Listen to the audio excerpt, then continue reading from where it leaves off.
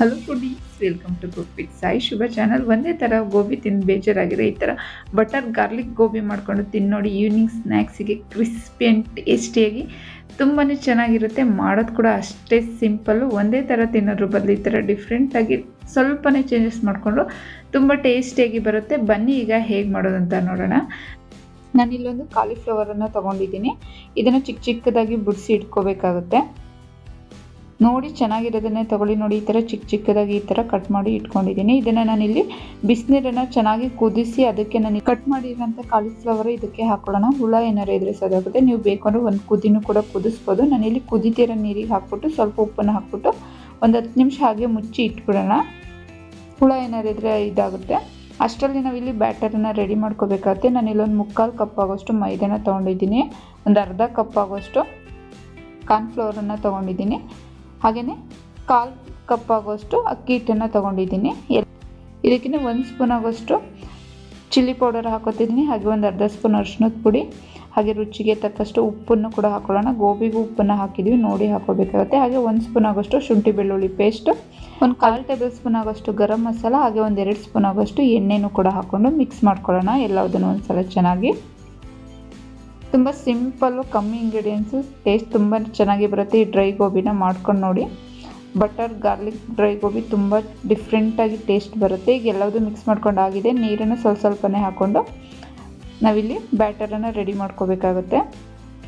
ತುಂಬ ತೆಳ್ಳಗೂ ಇರಬಾರ್ದು, ತುಂಬ ಗಟ್ಟಿಯಾಗೂ ಇರಬಾರ್ದು. ಕೋಟಿಂಗ್ ಅದ್ರ ಮೇಲೆ ಚೆನ್ನಾಗಿ ಬರಬೇಕು. ಅದಕ್ಕೋಸ್ಕರ ನೋಡಿ ಈ ಒಂದು ಹದದಲ್ಲಿ ನಾವಿಲ್ಲಿ ಮಾಡಿ ಇಟ್ಕೊಳ್ಳೋಣ. ನೋಡಿ ಇಷ್ಟಾರೆ ಸಾಕು. ಈಗ ಇದು ರೆಡಿಯಾಗಿದೆ.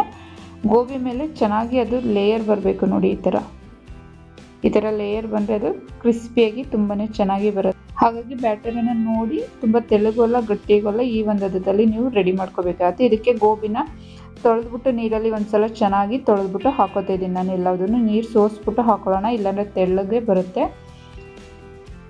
ಈಗ ಇದನ್ನು ಚೆನ್ನಾಗಿ ಮಿಕ್ಸ್ ಮಾಡ್ಕೋಬೇಕಾಗತ್ತೆ. ನೋಡಿ ಕಾಲಿಫ್ಲವರ್ಗೆ ಎಲ್ಲ ಕಡೆಯೂ ಚೆನ್ನಾಗಿ ಮಿಕ್ಸ್ ಆಗಬೇಕು. ಈ ಥರ ನೋಡಿ ಈ ಥರ ಆಗಬೇಕು. ಈಗ ಇದು ರೆಡಿಯಾಗಿದೆ. ಟೈಮ್ ಇದೆ ಅಂದರೆ ಒಂದು 10 ನಿಮಿಷ ಹಾಗೇ ಮ್ಯಾರಿನೇಟ್ ಮಾಡಿಬಿಟ್ಟು ಇಟ್ಬಿಡಿ. ಟೇಸ್ಟು ಚೆನ್ನಾಗಿ ಬರುತ್ತೆ. ಟೈಮ್ ಇಲ್ಲಾಂದರೆ ಡೈರೆಕ್ಟಾಗಿ ಹಾಗೇ ಕೂಡ ಎಣ್ಣೆಗೆ ಹಾಕೋಬೋದು. ಈಗ ನಾನು ಇಲ್ಲೊಂದು 10 ನಿಮಿಷ ಬಿಟ್ಬಿಟ್ಟು ಎಣ್ಣೆ ಕಾದಿತ್ತು, ಅದಕ್ಕೆ ಒಂದೊಂದಾಗಿ ಈ ಥರ ಬಿಡಿಸಿ ಹಾಕ್ಕೊಳ್ಳೋಣ. ಮೀಡಿಯಮ್ ಫ್ಲೇಮಲ್ಲೇ ಇಟ್ಕೊಂಡು ಎಲ್ಲದನ್ನು ಬೇಯಿಸ್ಕೋಬೇಕಾಗುತ್ತೆ.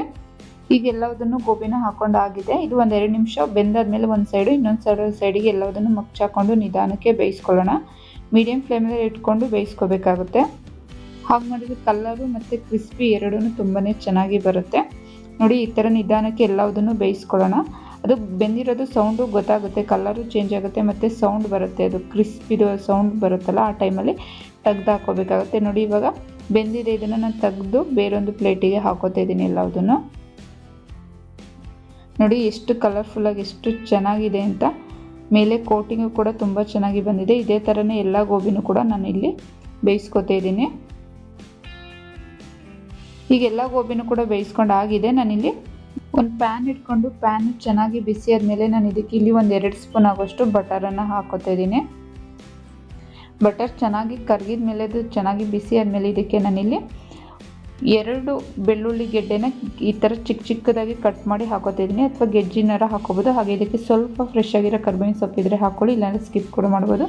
ಬೆಳ್ಳುಳ್ಳಿನ ಸ್ವಲ್ಪ ಹಾಗೆ ಬಟರಲ್ಲಿ ಫ್ರೈ ಮಾಡ್ಕೋಬೇಕಾಗುತ್ತೆ 1-2 ನಿಮಿಷ.